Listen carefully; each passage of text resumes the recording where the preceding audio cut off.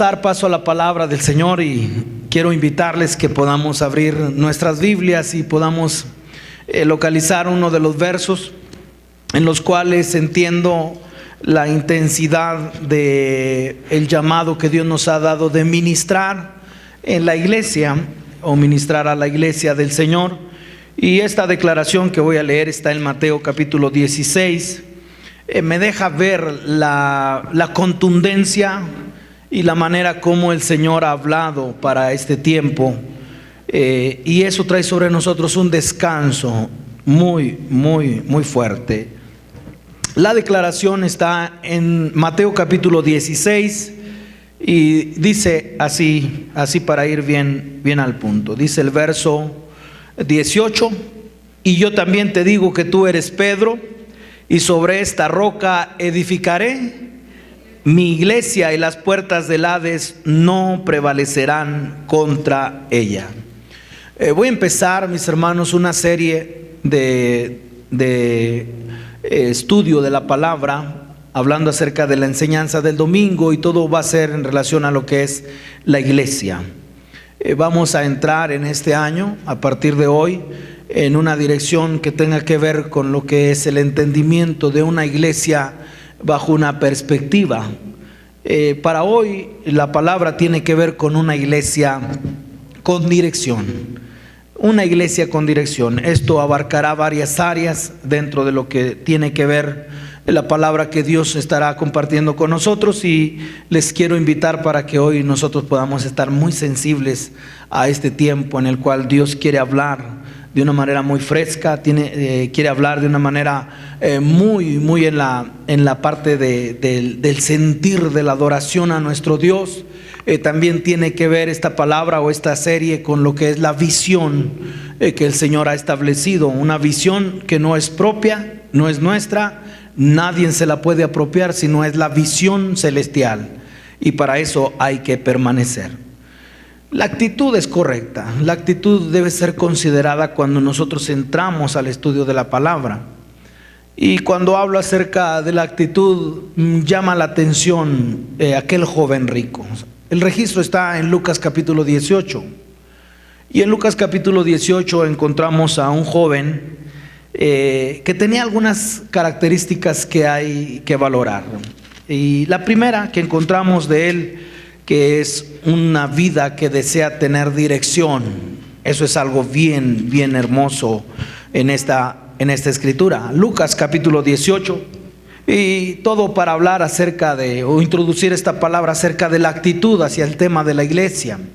La actitud que alguien debe tener sobre lo que tenga que ver con alguien que anhela recibir la palabra del Señor. Yo creo que uno de los errores que hemos cometido nosotros, los que predicamos la palabra, es dar por hecho que todos quieren escuchar la Biblia o la palabra del Señor. Dar por hecho que todos están deseosos y hambrientos de la palabra de Dios. Pero cuando nosotros no damos por hecho que toda la gente o todos los que vienen a congregarse quieran escuchar la palabra del Señor, es necesario que podamos nosotros hablar acerca de la actitud. ¿Por qué? ¿Por qué estudiar la Biblia? ¿O por qué estudiar la palabra de una manera muy centrada, con claridad? ¿Por qué la actitud cuenta? ¿Por qué? Porque aquí encontramos a un joven, lo voy a leer, y dice el capítulo 18, verso 18. Un hombre principal le preguntó diciendo, vea, ¿un hombre qué? Principal. Un hombre principal, es decir, es una vida que tiene cierta posición, y bueno, se interesa en las cosas espirituales. ¿Por qué? Maestro bueno, dice que le preguntó diciendo, maestro bueno, ¿qué haré para heredar la vida eterna? ¿Qué podemos encontrar ahí? Lo más precioso, una dirección. Algunos que la vida espiritual no forma parte de lo que es su agenda, y de su vida espiritual pues nada. Pero en el caso en el cual creo que nosotros hemos venido a este lugar a congregarnos porque no nos trajo nadie, sino porque tenemos hambre de Dios. Pero la actitud cuenta, porque lo primero que encontramos es una buena dirección. ¿Qué debo hacer? También nos deja ver que este hombre tenía una mente muy inquisitiva. tenía una mente, tenía muchas preguntas. Y bueno, esto es algo que también debemos valorar. ¿Por qué? Porque ignorar tiene un precio muy alto. Pero algo que encontramos también en él es que, escuche, esta es la parte negativa, tenía demasiada estima para sí mismo. Se preocupaba mucho por él mismo. Y entonces tenía una alta estima de su conocimiento. ¿Por qué? ¿Por qué lo sé? ¿O por qué lo sabemos? Bueno, ¿quieres saber en qué consiste la vida eterna? Guarda los mandamientos.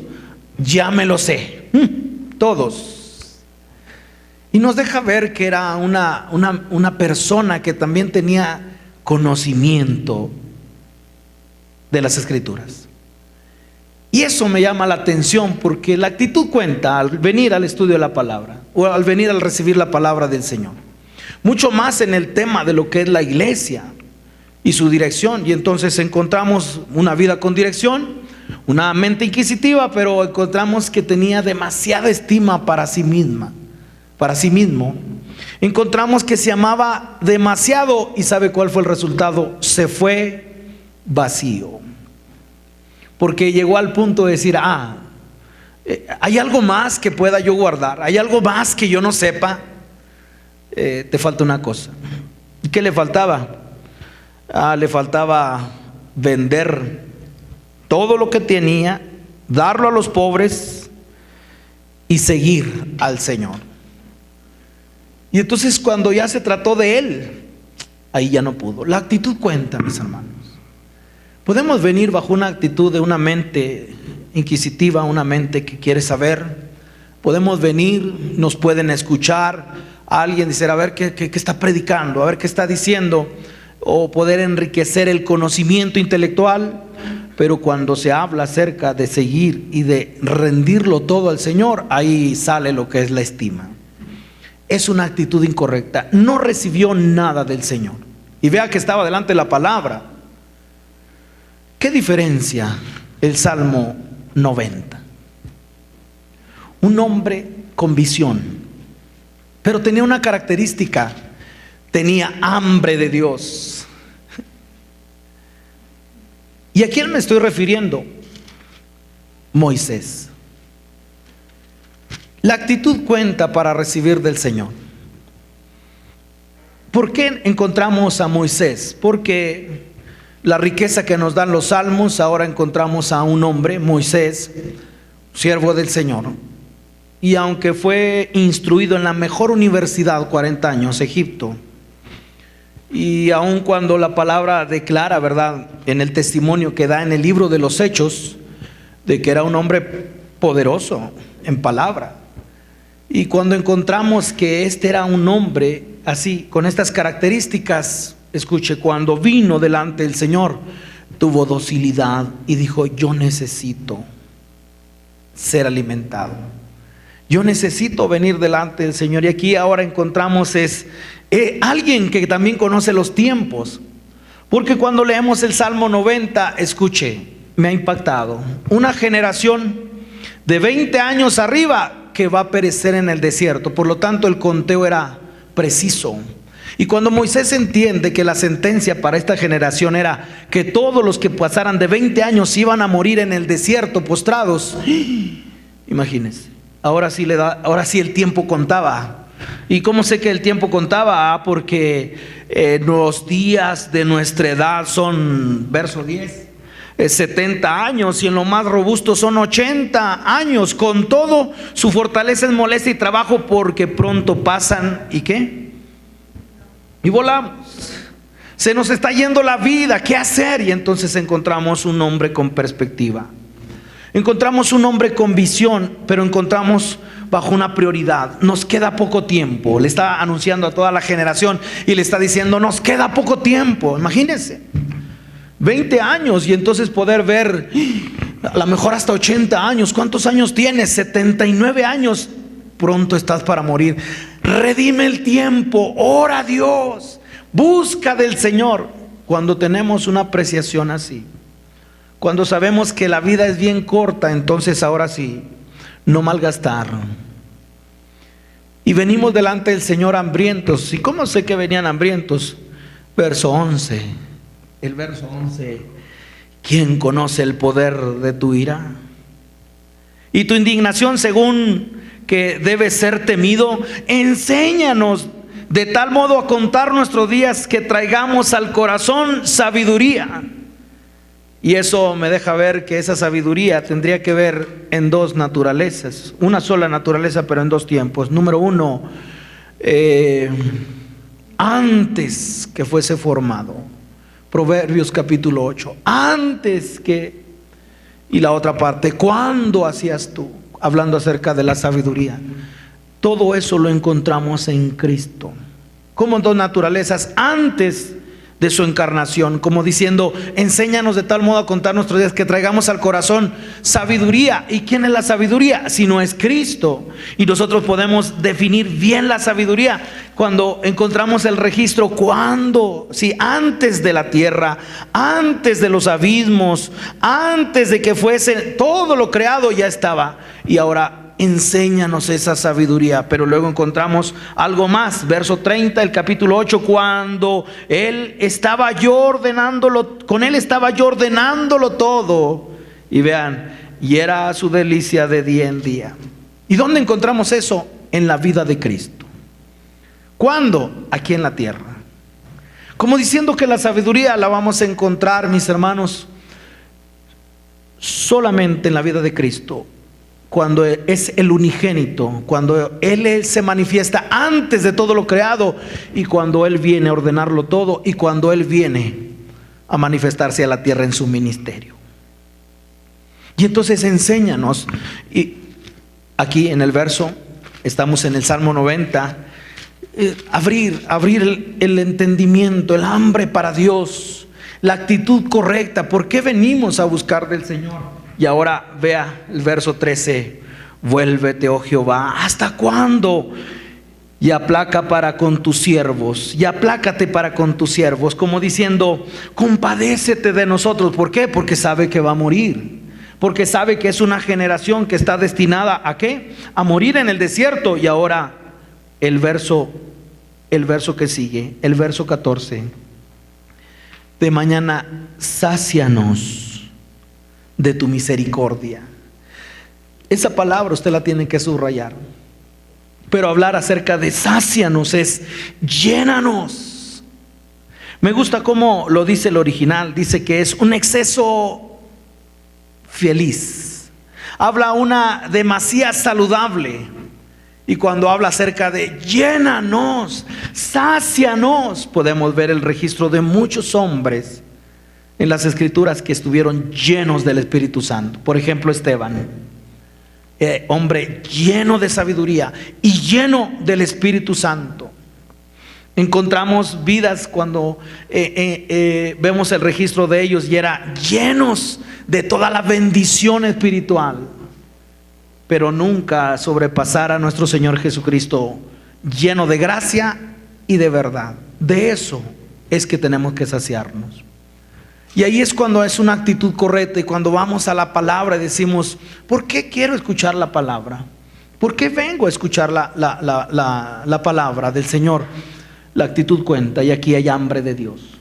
Aquí, mis hermanos, hay un deseo genuino de lo que es una satisfacción que solamente la podemos encontrar en el Señor. Ahora, esto trae algo para que usted vea los resultados cuando alguien viene al Señor, cuando alguien viene a lo que es, se interesa, una serie que nos van a dar, o una palabra que Dios va a traer sobre nosotros hablando acerca de la iglesia. Y quiero que usted vea, cuando alguien es saciado, vea el verso 16. Aparezca en tus siervos tu obra. Si somos saciados, ahora hay algo que aparece, y es hablar de la obra del Señor, lo que Él está haciendo en nuestras vidas. ¿Sí? Si usted une el verso 14, sácianos, y lo puede unir al verso 16, si alguien es saciado, hay algo que aparece, la obra de Dios. Claro que yo no estoy hablando de construir una iglesia, de fundar una iglesia, de establecer iglesias.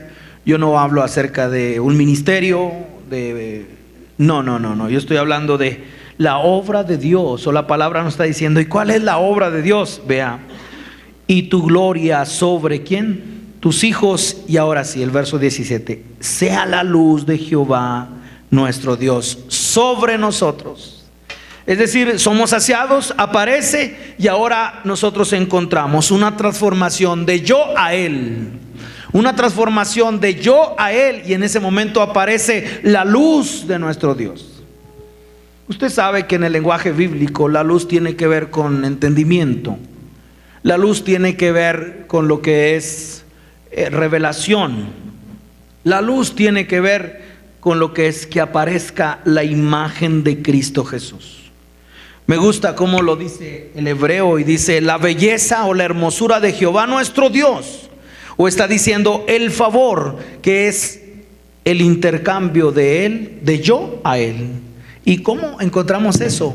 Alguien que fue saciado, fue transformado. El joven rico se fue vacío porque su motivación era incorrecta. A ver qué me dicen, a ver qué, y ya no hablar de Nicodemo, que se tenía tantas preguntas. ¿Y cómo es esto? ¿Y cómo que el hombre puede nacer siendo viejo? Motivaciones incorrectas. Pero cuando vamos a hombres del Señor, como Moisés, mis hermanos, estos fueron transformados a la imagen y al carácter de Cristo Jesús. Y ese es el mensaje. El mensaje tiene que ver con la obra que Dios está haciendo en su iglesia. No sabe cuál desafiado yo estoy a razón de esta palabra, porque encuentro cómo ser una iglesia que tenga dirección, y cómo nosotros poder alentar para que podamos ser vidas advertidas bajo una percepción, bajo una dirección que digamos, sabemos a dónde vamos. Y para eso se necesita tener hambre de Dios. Una iglesia con dirección. Me voy a centrar en 4 personajes de la Biblia. El primero es Moisés. Y voy a invitarles para que ustedes vean la perspectiva que tenían ellos de la iglesia. Y yo espero que hoy, que nos han alcanzado los fines de los siglos, los últimos tiempos, y que somos la llamada iglesia del Señor, si es que alguien considera que ha sido llamado por el Señor y que diga, yo soy iglesia, yo pertenezco a la iglesia. No, yo no estoy hablando de un registro que le da a alguien que diga, usted se bautizó tal día. Yo no estoy hablando de que usted cumplió con todos los sacramentos. Yo no estoy hablando de que usted pueda decir, yo soy miembro de la iglesia tal más cual. No. La seguridad que tenemos de que somos la iglesia del Señor, de que fuimos llamados por Él. Y hablar acerca de esto nos deja ver cómo tener una perspectiva acerca de lo que es una iglesia que tenga dirección. Porque yo creo que a usted le interesa, a mí me interesa. Es de vital importancia que nosotros podamos saber hacia dónde vamos, por qué nos congregamos, por qué estamos aquí. Y cuando hablamos acerca de una iglesia con dirección, quiero que usted vea la perspectiva que tenían estos hombres que fueron saciados por el Señor y Dios trajo entendimiento. El primero es Moisés. El registro lo encontramos en Deuteronomio. Vaya conmigo a Deuteronomio, en su capítulo 31, y él sabía algo de la iglesia. Tenía una apreciación de la iglesia. Tenía algo que muchos de nosotros deberíamos anhelar. Tenía un discernimiento, tenía entendimiento.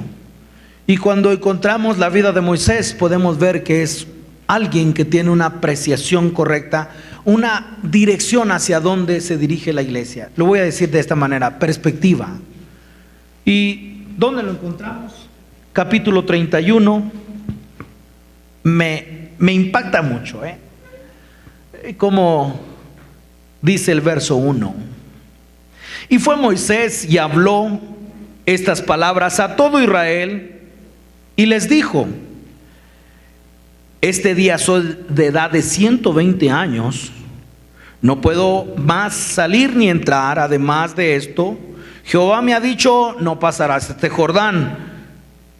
Subraye: Jehová tu Dios, Él pasará delante de ti. Qué bueno que no fue Josué. Qué bueno que no le damos el crédito. Es decir, ¿quién metió a la tierra prometida? El Señor. Y aquí encontramos como Moisés, tú no vas a entrar a la tierra prometida, tú no vas a conducir al pueblo.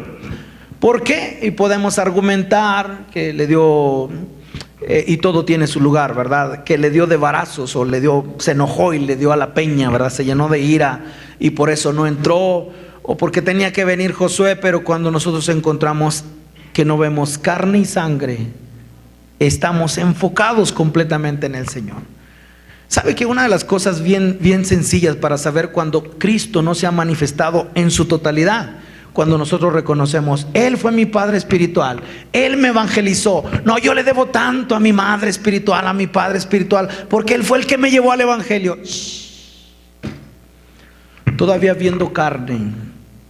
Pero es que tú tienes algo de participación. Nada que hayamos hecho.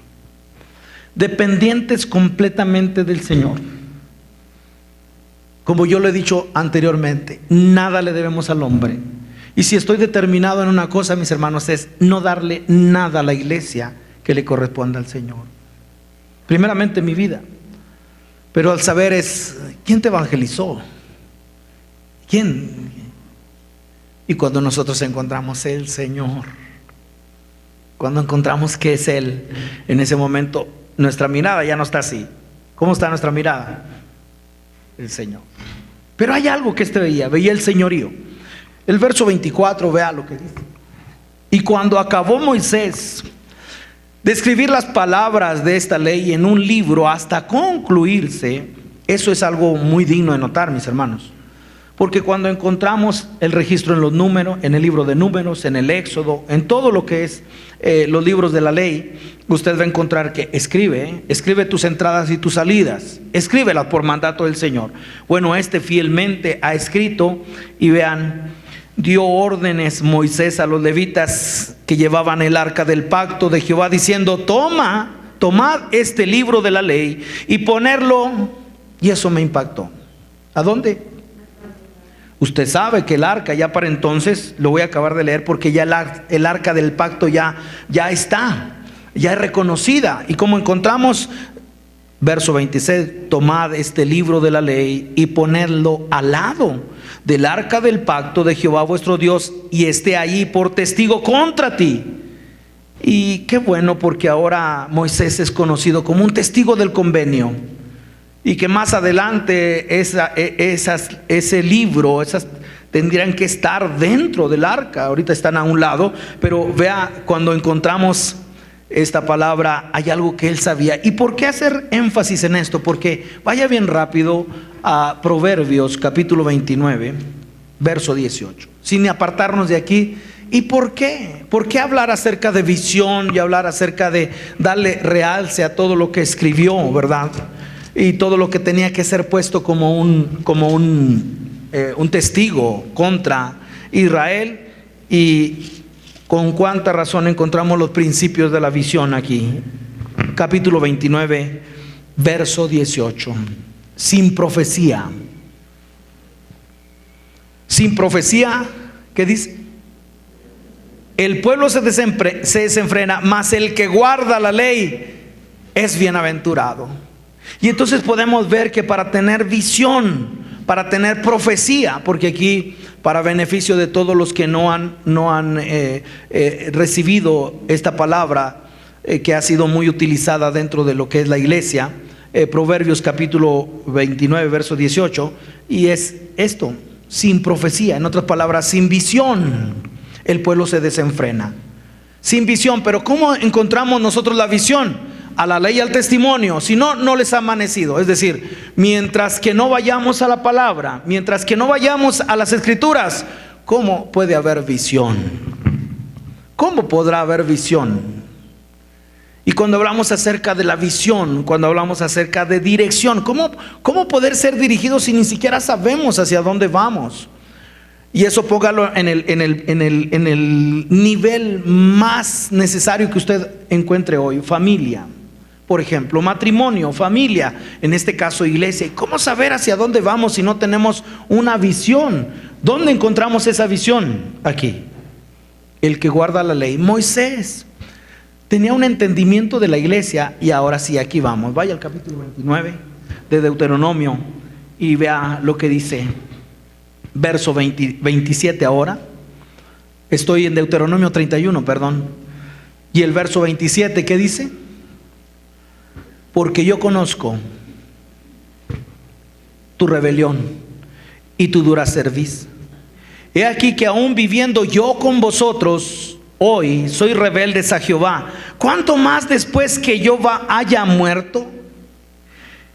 Escuche la perspectiva que tenía Moisés de la iglesia en el verso 28 y en el verso 29.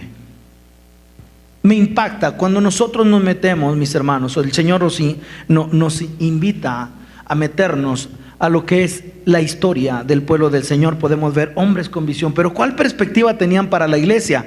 Vea el verso 28.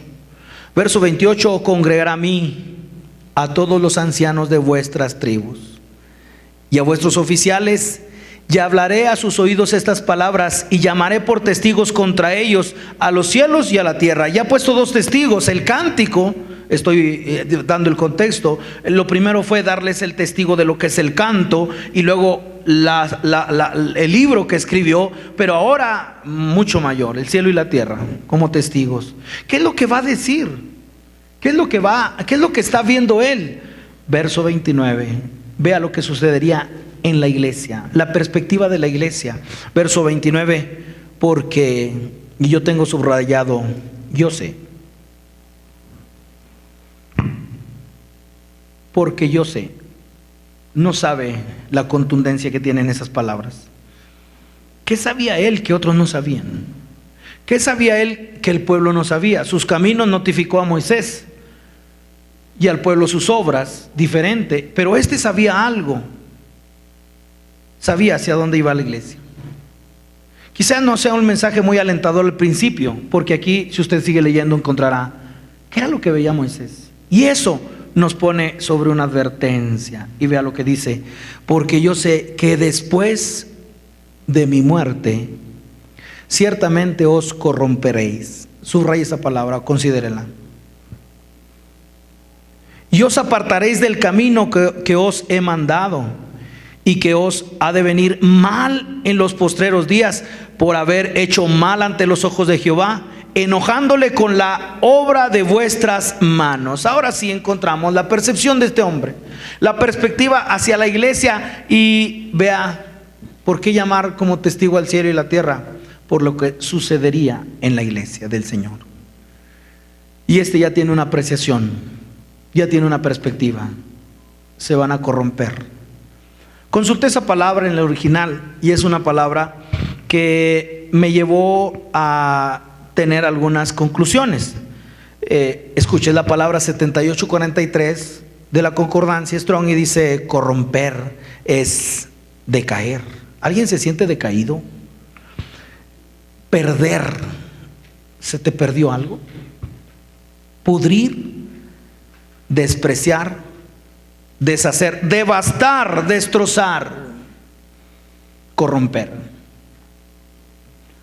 A lo mejor me adelanto, pero para que usted vea cómo ahora alguien más lo dijo, y lo encontramos en Romanos capítulo 1.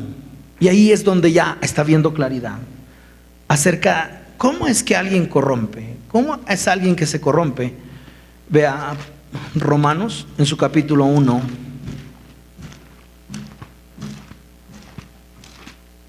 Y eso nos lleva a ver al siguiente personaje. El siguiente personaje que supo hacia dónde iba la iglesia y cuál iba a ser la condición de la iglesia, la dirección de la iglesia, dijo esto. Romanos capítulo 8, verso 23. Ahí está el punto. Y cambiaron la gloria del Dios incorruptible en semejanza de imagen de hombre corruptible. Idolatría. Se van a corromper, se van a apartar del camino. Y cuando hablamos acerca de la iglesia y la dirección que está tomando la iglesia, ¿qué apreciación? Quizás a muchos de nosotros no nos agrade, quizás a muchos de nosotros digan, eso no es con nosotros. Pero le voy a dar el siguiente personaje. El siguiente personaje a mis hermanos, si Moisés tuvo una apreciación de lo que iba a pasar en este último tiempo, ahora yo quiero que vea a otro personaje. El otro personaje es Pablo. Y mis hermanos, usted puede poner ahí, a Pablo se le muestra qué iba a pasar. ¿Qué iba? No el por qué. Oye, ¿y qué va a pasar? Hechos capítulo 20. Hechos capítulo 20 nos deja ver que en este año 2016 la dirección de la iglesia debe ser tan clara. La iglesia del Señor tiene que tener una determinación para saber lo que implica ir bajo un camino que nos lleve a la meta. Y para eso se necesita ahora tener perspectiva, y para eso necesitamos esto. ¿Qué necesitamos? Alguien que vio. Y entonces estamos hablando de videntes, estamos hablando de alguien, no el que lee cartas, no estamos hablando de alguien que adivine el futuro, no estamos hablando de alguien que venga, hermano, puede orar por mí a ver qué Dios tiene para mí. O la iglesia de la profecía, ¿verdad? Que todos los que vienen apenas entran y ya sabemos lo que les va a pasar. No. Estamos hablando de un fundamento en el cual sabemos la dirección. Y ahora podemos ver lo siguiente. Y podemos mirar Pablo, el apóstol Pablo. También vio algo. Capítulo 20 del libro de los Hechos. Y en el verso 17. Enviado pues desde Mileto a Éfeso, atención, ¿a dónde? A Éfeso, hizo llamar a los ancianos, ¿de dónde? De la iglesia. ¿Qué es lo que veía él? Verso 26.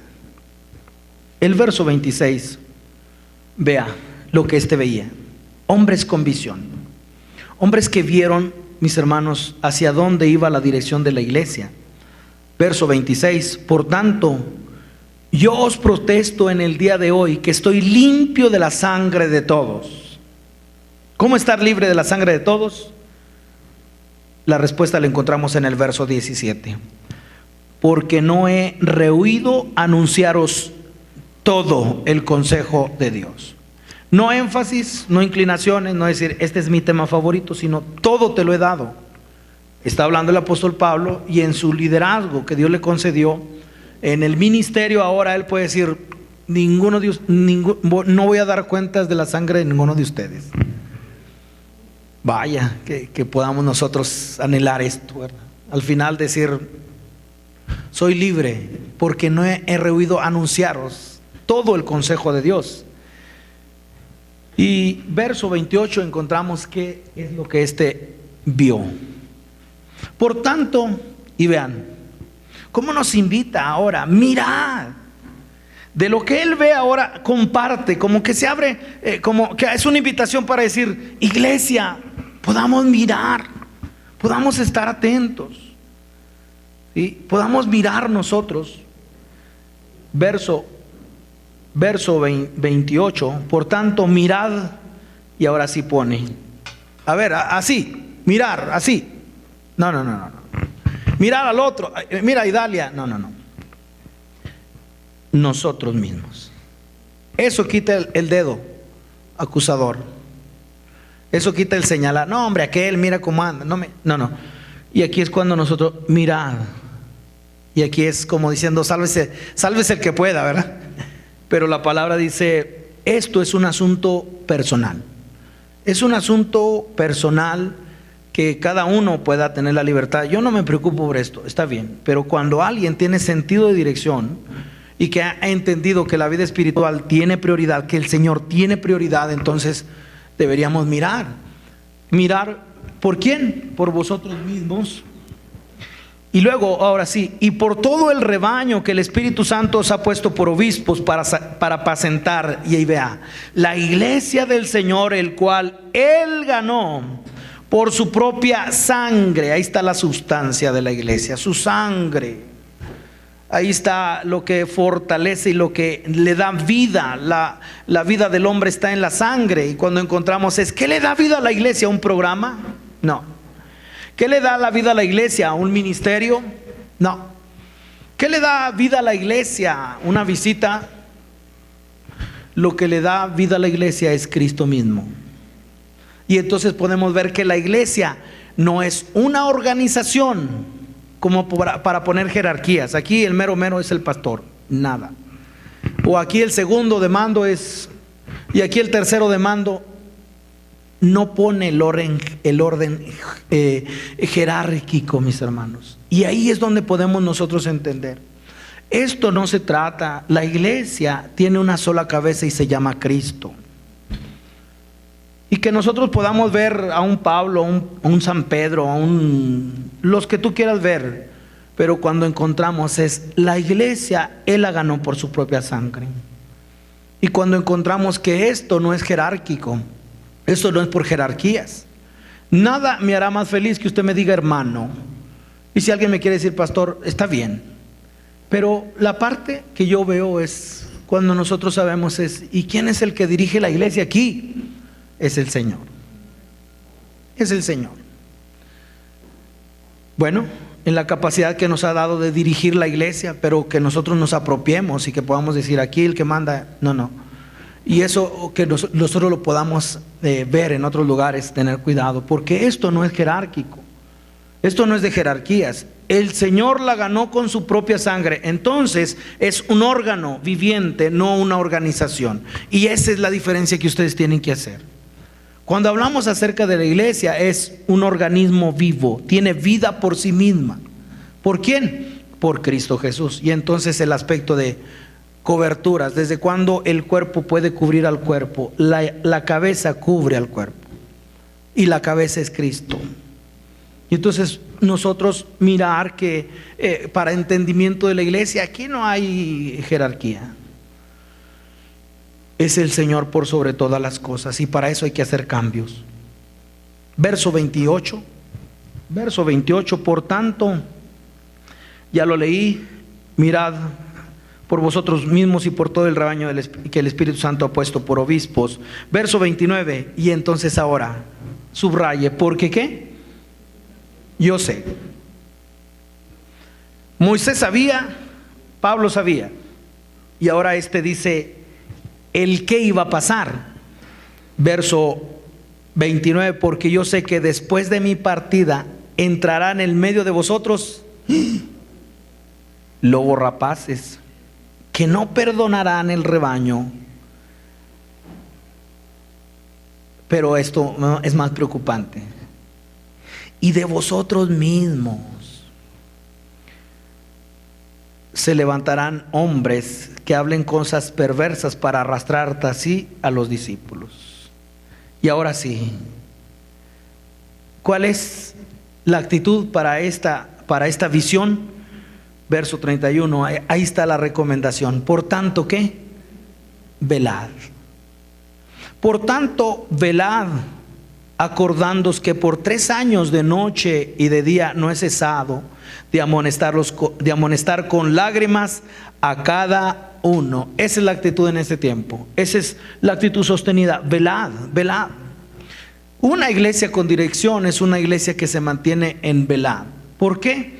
Porque Moisés dijo que se iba a corromper y se iba a apartar del camino. Ahora nos dice qué iba a pasar. Y cuando nosotros encontramos qué iba a pasar, ahora nosotros vemos lo siguiente, mis hermanos. Gracias a Dios que tenemos todo el resto de las escrituras, hablando de las epístolas y hablando del libro del Apocalipsis, para nosotros ver, tener entendimiento cómo esta palabra se iban a cumplir, de cómo saber que se iba a cumplir todo esto. Y ahí es donde puedo ver la importancia de esta palabra, porque esta palabra primeramente advierte. Primero a los Corintios, capítulo 10, es una palabra de advertencia. De hecho ya nos dijo lo primero, velad. Como que está diciendo, tengan perspectiva, o sea, puedan ver la dirección, eso es lo primero.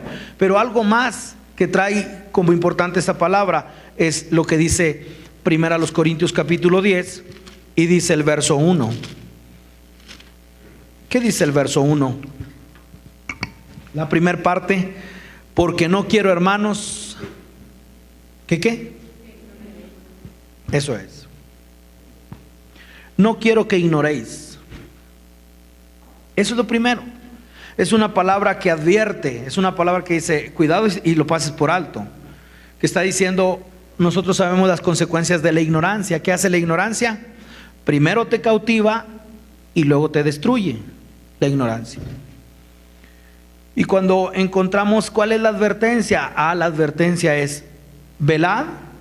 Y cuando nosotros, ten perspectiva, es decir, sin profecía el pueblo se desenfrena, pero ahora el discernimiento, ¿dónde encontramos el discernimiento? Verso 6, en el verso 6.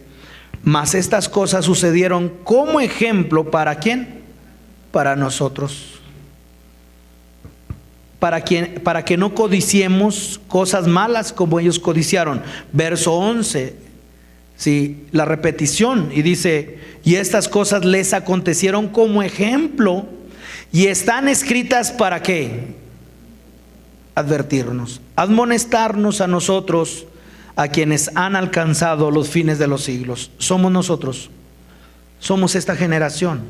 Nos han alcanzado los fines de los siglos y ahora la advertencia. Tercer personaje que vio el estado de la iglesia, Juan. Y de aquí, mis hermanos, ¿sabe una cosa? A Pablo se le dijo el qué iba a pasar, y aquí a Juan se le dijo el por qué. Y esto es lo que nos tiene que mantener en una actitud hoy de entendimiento. Esto nos puede traer sobre nosotros advertencia. Y es, bueno, a Pablo se le dijo qué iba a pasar, pero ahora a Juan se le muestra y él vio por qué. Oye, ¿por qué te pasó eso? No sé si ustedes puedan ver. Usted encuentra a una persona, ¿verdad? Después de hace mucho tiempo y usted lo ve no muy mejorado y le dice, oye, pero ¿por qué te pasó? O sea, ¿qué te pasó? Y de ahí usted puede dar una respuesta. Bueno, ahora nosotros encontramos algo que quiero que ustedes consideren. Pero si ustedes ven, o si nosotros podemos mirar en las Escrituras, para eso se necesita conocer las Escrituras, si ustedes pudieran ver que cuando Pablo va a Éfeso, qué calibre, mis hermanos, de la iglesia.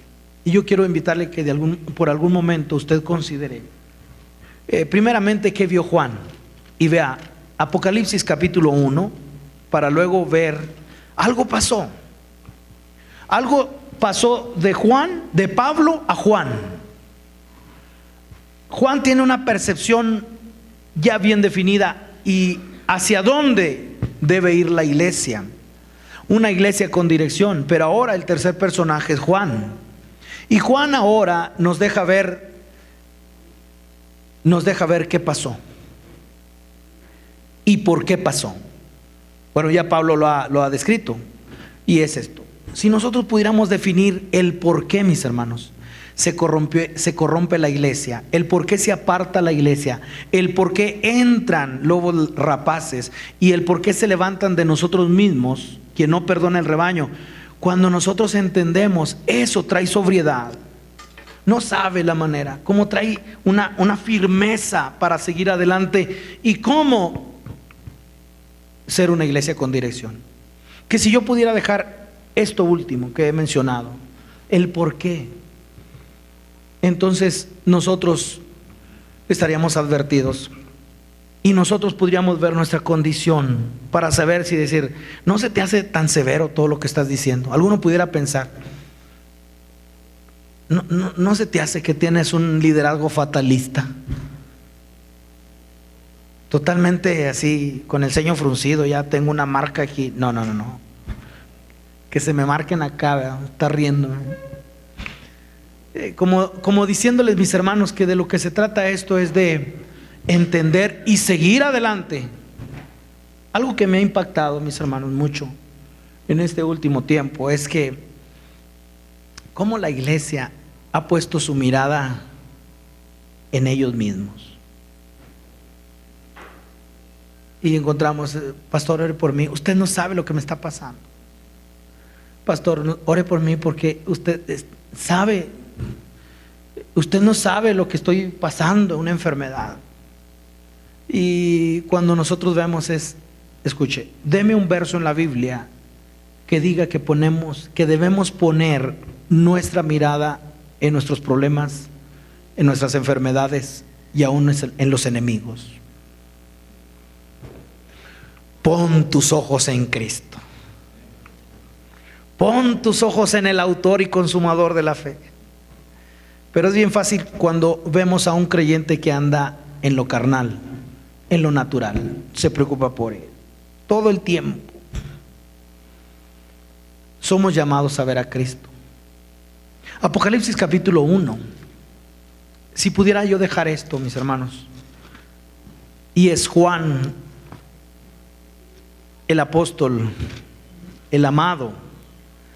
Y vio algo de la iglesia. Vea. Apocalipsis capítulo 1, verso 10.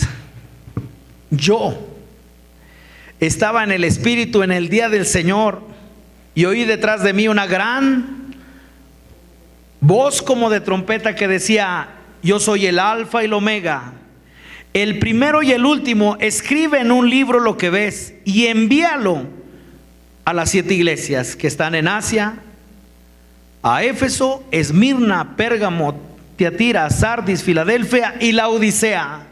¿Qué vio?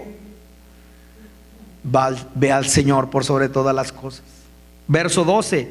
Me volví para ver la voz que hablaba conmigo y vuelto vi 7 candeleros de oro. Si alguien quiere saber qué son los candeleros, tendríamos que ir al verso 20. El misterio de las 7 estrellas que has visto en mi diestra y de los 7 candeleros de oro. Las 7 estrellas son los ángeles de las 7 iglesias, y los 7 candeleros que has visto son las 7 iglesias. ¿Qué vio? Vio la iglesia y vio la condición de la iglesia. Moisés vio, tuvo perspectiva. Pablo vio, pero algo pasó de Pablo a Juan. Algo pasó. Porque ¿qué es lo que él vio? Vea al Señor en medio, mis hermanos. Pero si usted va conmigo, usted encontrará, por ejemplo, hablando que la iglesia más prominente que encontramos al inicio, ¿quién fue? En el libro de los Hechos, Jerusalén. Y podemos ver en todo ese tiempo el florecimiento de la iglesia de Jerusalén. Pero algo pasó. Algo pasó con la iglesia, que ahora nosotros encontramos que, por ejemplo, encontramos en una transición de ver la mano de Dios. Estaba en Jerusalén y ahora se va ¿a dónde? A Antioquía. Y encontramos ahí la iglesia también de Éfeso, y podemos encontrar que por lo menos hablar de lo que nos da la visión de la iglesia dentro de lo que son el libro de los Hechos, nos deja ver el tiempo de la iglesia de Jerusalén, nos deja ver el tiempo de la iglesia de Antioquía y nos deja ver el tiempo de la iglesia de Éfeso. Pero Juan tiene una apreciación luego. Algo pasó. Algo pasó. Y entonces a Juan se le muestra el por qué pasó. Pero si usted pudiera ver la iglesia de Éfeso, Hechos, vaya conmigo a Hechos para que usted vea la diferencia, para que usted pueda considerar conmigo qué fue lo que pasó aquí. Algo sucedió, ¿sí? ¿Y qué sucedió aquí? Por lo menos estamos en el libro de los Hechos, capítulo 20, verso 35, vea. Bueno, voy a leer desde el verso 32. Y ahora, hermanos, os encomiendo a Dios y a la palabra de su gracia, que tiene poder para sobreedificaros y dar herencia con todos los santificados. Ni plata, ni oro, ni vestido de nadie he codiciado. Qué tremendo, ¿verdad? Verso 34. Antes vosotros sabéis que para lo que me ha sido necesario a mí y a los que están conmigo, estas manos me han servido, como diciendo, yo puedo trabajar. verso 35, en todos enseñando que trabajando así se debe ayudar a los necesitados y recordar las palabras del Señor Jesús que dijo: más bienaventurado es dar que recibir. Cuando hubo dicho estas cosas, se puso de rodillas y oró con todos ellos. Entonces hubo gran llanto de todos y echándose, ¿a dónde? Al cuello de Pablo le besaban, doliéndose en gran manera por la palabra que dijo de que no verían más su rostro, y les acompañaron. ¿A dónde? Al barco. Y de ahí nosotros podemos ver la iglesia de Éfeso. Ya no voy al registro, usted debería interesarse, le invito a que haga de tarea la iglesia de Éfeso desde su fundación. Pero ahí es donde podemos ver, ahí luché con fieras, dice el apóstol Pablo. Ahí en Éfeso es cuando podemos ver que se levanta un matrimonio, Priscila y Aquila, que estos agarraron a Apolos y le exponen más exactamente el camino del Señor. Una iglesia adopta, una iglesia, mis hermanos, con características en las cuales nosotros podemos ver madurez. Pero algo pasó. Apocalipsis en su capítulo 2. Y aquí encontramos el por qué pasó todo. Si yo pudiera dejar, mis hermanos, con ustedes esta palabra. Juan ve el estado de la iglesia y vea lo que ve ahora. Capítulo 2, verso 1. Y de aquí encontramos el énfasis de esta palabra. Tiene que ver el estado de la iglesia y la dirección de la iglesia. Y aquí es donde usted puede ver qué es lo que ha pasado, qué es lo que está pasando en la iglesia. Y aquí es considerar a esta iglesia una iglesia madura, pero que ahora podamos ver, mis hermanos, la desviación. ¿Cuál fue la desviación? Vea, capítulo 2 del libro de Apocalipsis, en el verso 1, escribe al ángel de la iglesia en Éfeso, el que tiene las 7 estrellas en su diestra, el que anda en medio de los 7 candeleros de oro, dice esto: yo conozco tus obras y tu arduo trabajo y paciencia, y que no puedes soportar a los malos, y has probado a los que se dicen ser apóstoles y no lo son, y los has hallado mentirosos, y has sufrido, y has tenido paciencia, y has trabajado arduamente por amor de mi nombre, y no has desmayado. Pero, y aquí encontramos, pero tengo contra ti que has dejado tu primer amor. Y aquí encontramos el porqué de todo lo que ellos ven. Aquí encontramos el ¿qué pasó?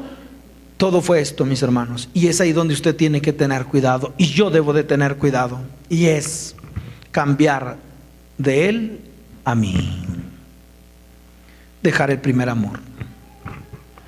¿Con cuánta razón cuando Moisés nos da la perspectiva que tiene acerca de la iglesia? Dice: se van a corromper, van a dejar, van a perder. Y cuando encuentro la parte que ahora se le revela a Juan y que él puede ver en relación a la iglesia, escuche, ahora aquí hubo un cambio. Se saca a Cristo. Ya la centralidad no es Cristo.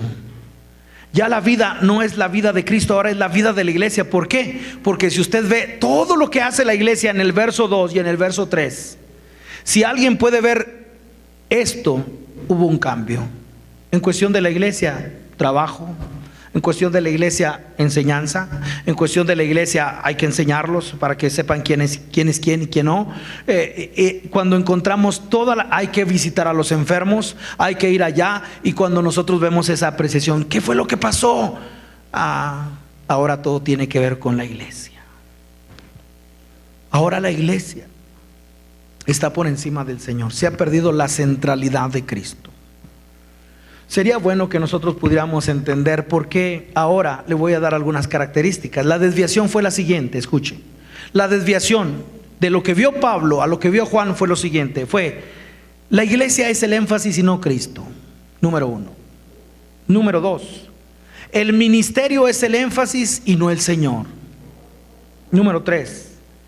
Los movimientos de oración aparecieron y ahora la centralidad. La adoración se quita y se pone la oración. ¿Cómo es eso? Por eso entender cómo hoy los movimientos de oración están ¡fum! ¿Por qué? Porque la oración se centra en mi necesidad, en mi posición, mientras que la adoración es Él y nadie más. Desviaciones desviaciones. Ahora sanidad interior, liberación, prosperidad. ¿Cómo le hago para salir de esto? ¿Cómo le hago para prosperar? Porque, y todo aquí, todo por una cosa, porque hubo una desviación. Ahora todo se centra en ¿quién? En la iglesia. Esto es algo que debe considerar, porque ¿qué pasa cuando dejamos la iglesia? Segunda de Timoteo capítulo 3 verso 1. Perdón, ¿qué pasa cuando dejamos el primer amor? ¿Qué pasa cuando dejamos el primer amor? Esto es lo que va a pasar. Cuando dejamos el primer amor, esto es lo que va a pasar. Amada iglesia, no hay otra manera de decirle a la dirección que llevamos. Volver al primer amor. Qué difícil es que alguien pueda decir, hermanos, que pueda ministrar esta palabra. Voltea hacia acá. ¿Sabe una de las cosas que más me preocupan? Que cuando nosotros damos el mensaje del Señor, así, la iglesia queda callada. Y basta que hagamos un llamamiento y la iglesia pasa. ¿Por qué? Cuando tratamos temas como el primer amor, todos nos vamos a la reflexión y decimos, se me hace que yo estoy perdiendo el primer amor. Pero acuérdese, corromper es dejar, es echar a perder, es destrozar. Y cuando nosotros vemos cuál es el resultado o las consecuencias de dejar el primer amor, es esto. Segunda de Timoteo capítulo 3 verso 1. Esto es, ¿qué pasa cuando alguien deje el primer amor? Segunda de Timoteo capítulo 3 verso 1, también debes saber esto, que en los postreros días vendrán tiempos peligrosos, porque habrá hombres, y eso es. La primera y la única consecuencia que pasa si dejamos el primer amor es esta, mis hermanos, esta es la corrupción. Amadores de sí mismos. Amadores de sí mismos. Todo se centra en mi necesidad. Todo se centra en, tú no sabes cómo me siento. Tú no sabes lo que estoy pasando. Cuando alguien expresa eso, a lo mejor soy muy directo, pero eso es. Cuando alguien expresa eso, está centrado en él mismo. Le duele tanto su condición. Pero cuando eso muere, es el Señor, es la vida de Cristo. Y eso quiero llevarles, mis hermanos. Que considere si todo lo que, así, todo está en su entorno en relación al Señor.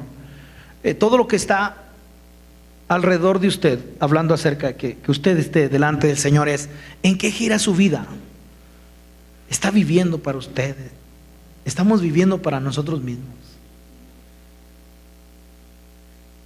¿Cómo me siento? Si tú supieras lo que me han hecho. Otra vez, sí misma. No puedo dejar de pensar en esto.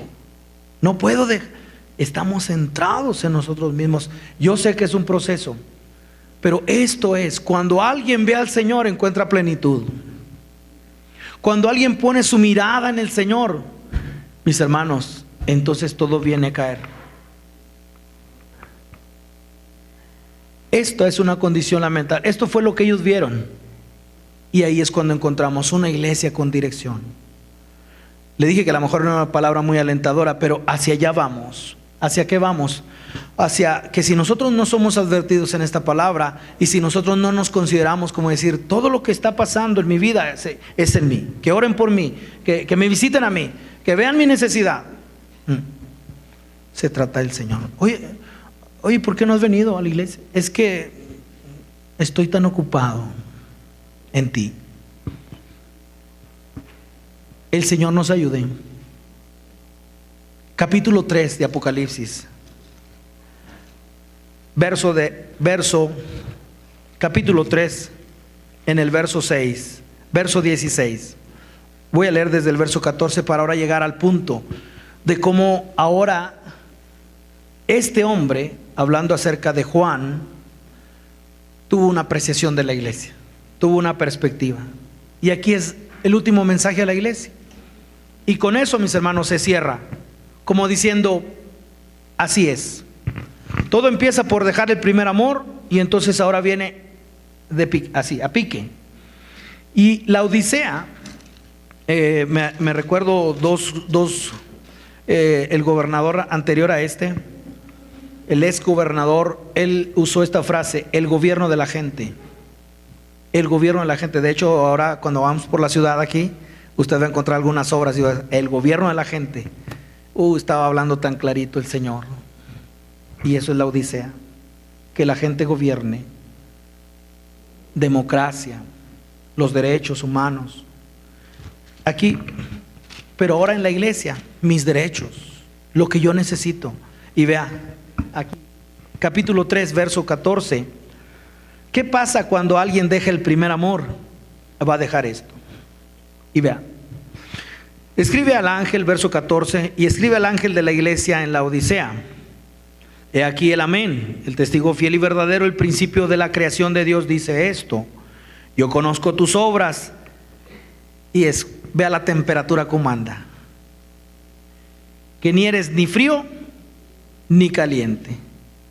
Ojalá fueses frío o caliente, pero por cuanto eres tibio y no frío ni caliente, te vomitaré de mi boca. Aquí, mis hermanos, está bebiendo el Señor. Esto es algo que trajo claridad el Señor en mi vida. ¿Y cuál es la temperatura de nosotros, mis hermanos? Apenas sube 38. Calentura. Pero luego que baje, mis hermanos, más de tantos grados y tibio. En otras palabras, lo que se le está ofreciendo al Señor es humanidad. Y el Señor dice: eso yo lo vomito. ¿Por qué? Porque el Señor solamente acepta una cosa, y es su Hijo Jesucristo. Y cuando encuentro, yo te voy a vomitar de mi boca, se le está ofreciendo a la iglesia la temperatura del hombre, la tibieza. Y ahí es donde Él dice una cosa: yo eso lo vomito. Quiero terminar. Vamos a ver el cuarto personaje, y que podamos nosotros ahora dirección. Esto trae dirección. Esto nos deja ver: Moisés vio la condición de la iglesia, Pablo vio la condición de la iglesia, el qué iba a pasar. Pero ahora encontramos a Juan, el por qué pasó. Porque cambiaron la centralidad de Cristo, porque cambiaron de que ahora Cristo no era la centralidad en toda su vida, ahora el tema es la iglesia. Ese tiempo es para que la iglesia, mis hermanos, vuelva al carril, que la iglesia le dé la honra y la gloria al Señor por sobre todas las cosas. Es un tiempo en el cual tibieza. ¿Y por qué no te afirmas? No, destrozado completamente la vida espiritual. Y ahora yo les quiero dar una invitación del Señor, que podamos nosotros ver con claridad, y esto va a traer dirección sobre nosotros. Yo creo que es una palabra bien ad hoc, bien apropiada para ir como iglesia, porque un año está bien, nos regimos por el año, ¿verdad? Hay quien son importantes los días, hay quien no, ¿verdad? Pero bueno, aquí considerar lo que es, bueno, vamos sobre una visión y vamos adelante, iglesia, 2016. Y uno de los retos que tenemos es devolver así la centralidad. ¿Por qué digo? Algo que me preocupa, aquí terminando, estamos en Apocalipsis capítulo 3, verso 16. Y vea, de lo que vio Juan al Señor, ¿el medio de dónde? De la iglesia. ¿Dónde la vio? Otra vez, esto es bien importante. Capítulo 1, verso 13. Y el medio de los 7 candeleros, a uno sentado, uno semejante al Hijo del Hombre. ¿Qué vio Juan? La iglesia. Y ahí estaba ¿qué? La centralidad era Cristo. Quiero que vea cómo ve al final. Capítulo 3, y esto es lo que me preocupa. Capítulo 3, verso 20. Y aquí yo estoy. ¿En dónde? ¿En el centro? Está fuera de la iglesia. Claro, porque hubo una desviación. lo echamos fuera. Con tanta sutilidad, la desviación de la iglesia. Juan ve el medio de la iglesia, el Señor levantado, entronizado, pero ahora al final, ¿cómo ve a la iglesia? Vacía, diciendo: soy rica, eres pobre, veo, no ves, pero al final, yo estoy a la puerta y llamo. Esto es lo que más me preocupa. Después de una palabra como esta, quizás se siente un silencio así, ¡fum! O quizás haya algo aquí fuerte y que diga: necesitamos volver. Y eso es lo que me preocupa, de que el Señor ya no esté aquí y que esté tocando ahorita. Tú eres la iglesia. Yo y el Señor, si está tocando, hay que ponerle atención. Pero si alguien dice: está entronizado. Aquí la ventaja es que nadie le dice nada a nadie. Y la ventaja también que tenemos es que estamos ante un Dios que nunca será burlado. Es decir, usted no tiene que pasar al frente, usted no tiene que levantar la mano, sino que usted debe dejar que el Espíritu Santo hable a su corazón y le diga: estoy dentro, estoy llamando, estoy en medio, soy la centralidad de tu vida, o estoy tocando. Para los dos hay solución, hay respuesta. Si estuviera tocando, vea la gracia del Señor y decir: Señor, que tú seas la centralidad, que tú estés en medio. Yo siento responsabilidad en esta iglesia, No sabe cómo yo siento responsabilidad aquí. No el que se va, sino el que se queda aquí. Yo he visto cómo muchos han quedado en el camino. ¿Por qué? Porque es cierto, parece ser que en vez de que crezca la iglesia se va reduciendo. Es que ya no pasa lo mismo que antes. ¿Cómo va a pasar si estamos madurando? ¿Cómo va a pasar si ahora la centralidad es Cristo? ¿Cómo va a pasar si antes nos centrábamos en nosotros mismos, que estuviéramos sanos, que fuéramos prósperos? ¿Cómo va a pasar eso? Ahora se trata de Cristo, ahora se trata del Señor.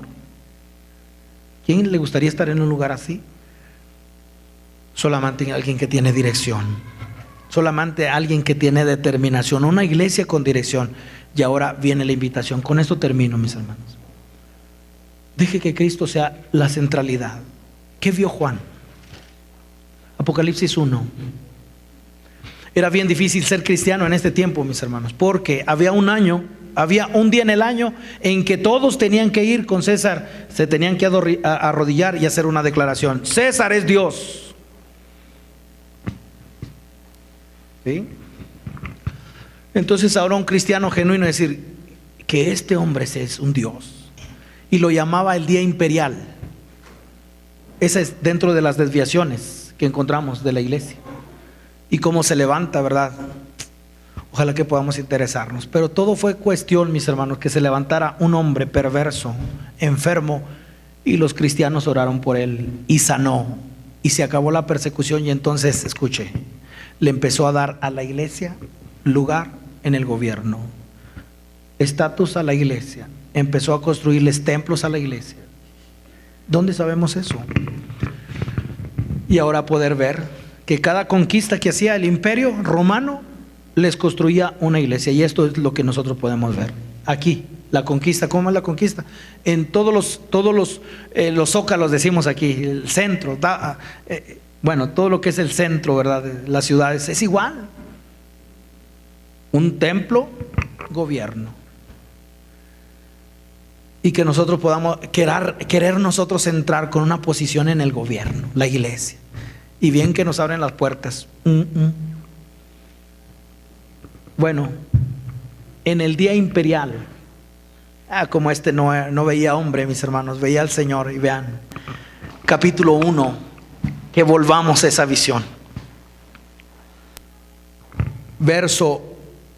Capítulo 1, verso 9.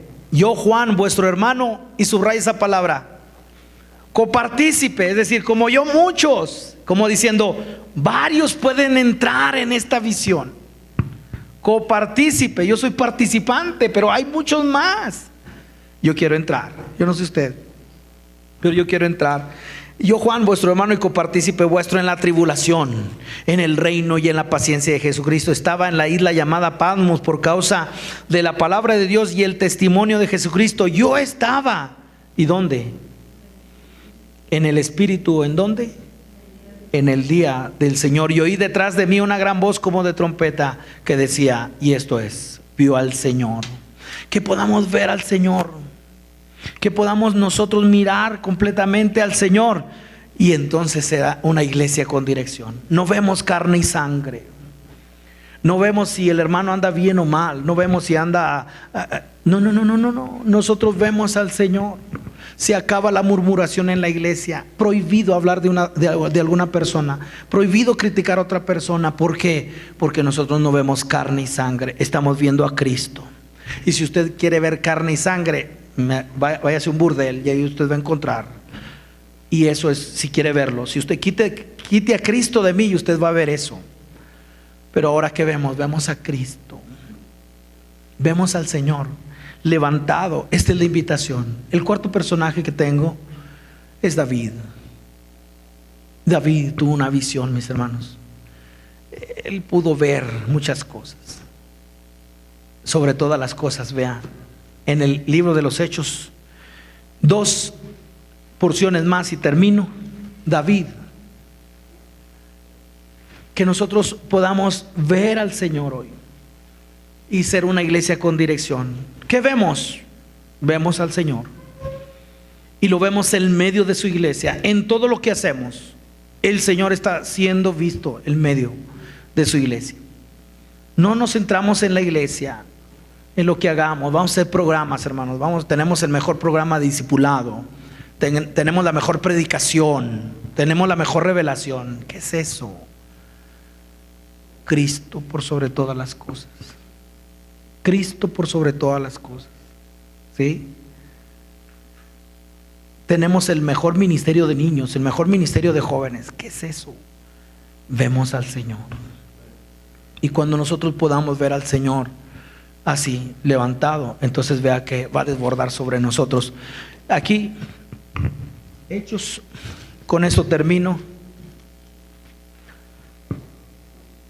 Hechos en su capítulo 2, verso 29. Varones hermanos, se os puede decir libremente del patriarca David, que murió y fue sepultado, y su sepulcro está con nosotros hasta el día de hoy, pero siendo profeta y ¿qué? Y sabiendo que con juramento Dios le había jurado que de su descendencia, en cuanto a la carne, levantaría al Cristo para que se sentase en su trono, viéndolo antes, habló de su resurrección. Qué tremendos hombres del Señor, que ya veían, mis hermanos. Y esta es la invitación, que nosotros podamos ver al Señor. Si bien podemos ya ver, ¿verdad?, la condición de la iglesia y cómo en este tiempo, ¿qué fue lo que trajo la desviación? Es cambiar el yo por Él. El primer amor se perdió. Bueno, ahora ¿de qué se trata? Es que podamos nosotros ver al Señor, que podamos nosotros verle a Él, que podamos verle en su resurrección, que podamos verle entronizado, que podamos verle en su señorío. Se trata de Él. Todo lo que hagamos se trata de Él. Nada es nuestro. Cuando hay esa invitación, ve a Romanos, podemos seguir adelante. Romanos, y en su capítulo 4,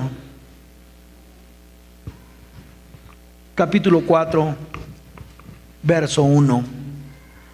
En un tiempo bien difícil, mis hermanos, cuando no había gracia, cuando era ojo por ojo, diente por diente, cuando era la ley, mis hermanos, perfecta, pero que todavía no había el cumplimiento, pudo ver el cumplimiento. Y eso nos pone en una palabra clave para este tiempo: gracia.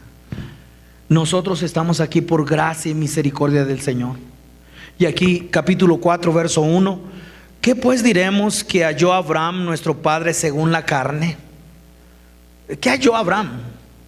Verso 2: porque si Abraham fue justificado por las obras, tiene de qué gloriarse, pero no para con Dios. Porque, ¿qué dice la Escritura? Creyó Abraham a Dios y le fue contado ¿por qué?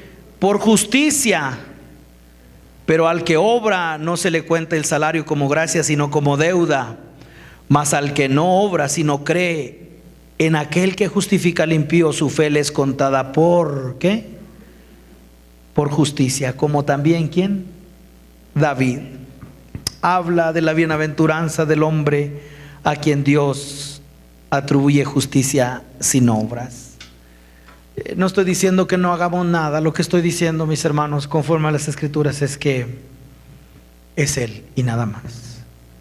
No es empezar un año con 30 días de ayuno, 25 días de ayuno, porque Dios tiene que respaldarnos en este año. No es poner aquí el canastillo para decir traigan su ofrenda porque en este año Dios los va a bendecir.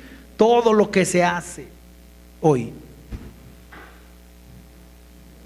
cuando hablamos acerca de la dirección, mis hermanos, es creerle, conocerle. Y de aquí es donde podemos ver. Hermano, no va a programar un ayuno de 21 días para iniciar bien el año y que Dios nos bendiga. No. No es por obras. Eso es lo que nosotros queremos hacer. Se necesita al Señor. Se necesita verle a Él, y yo le invito para que hoy nosotros podamos ver hacia dónde va. Una iglesia con dirección pone su mirada en Cristo, nada más, en nadie más. Pone su mirada en el Señor. Pon tus ojos en Cristo, ni la pongas en tus necesidades, ni tu enfermedad, ni en lo que no tienes. Si lo haces así, tienes una vida natural, una vida muy carnal. Pero cuando alguien pone la mirada en el Señor, entonces no tiene un ministerio, un liderazgo fatalista. Pero qué mal nos está yendo. Sí, como diciendo ahorita, ustedes vamos a salir de aquí de la puerta y decir, no hombre, pero la iglesia. No, nada de eso. La iglesia con dirección es la que pone su mirada en el Señor.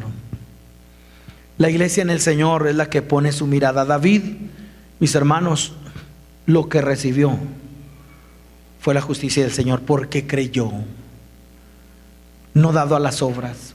Y cuando la iglesia se mantiene en una dirección para ver al Señor por sobre todas las cosas, aparecerán las obras. Aparecerán las obras. Pero de aquí es donde usted y yo podemos mirar la necesidad de ser una iglesia con dirección. Termino diciendo tres cosas. Termino diciendo que no habrá dirección si no hay revelación. ¿Sí? No hay dirección si no hay revelación. Y escuche, y no habrá revelación si no hay devoción. ¿Cómo buscar nosotros la dirección si ni siquiera vemos? No hay revelación. Pero ¿de dónde viene la revelación? De un primer amor, de una comunión con Dios. La otra es yo dirijo, yo hago.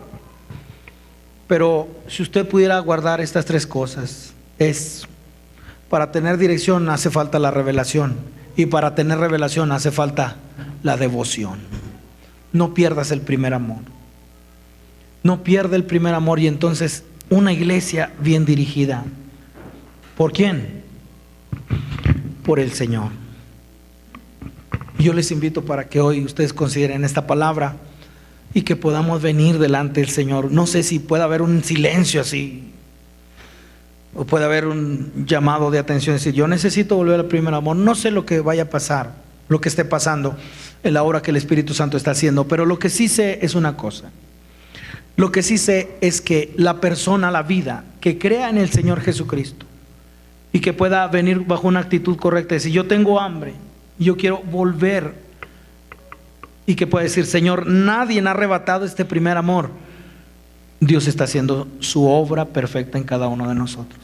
Mis hermanos, les deseo lo mejor en este año, que seamos una iglesia bien dirigida. Amén. Dios les bendiga.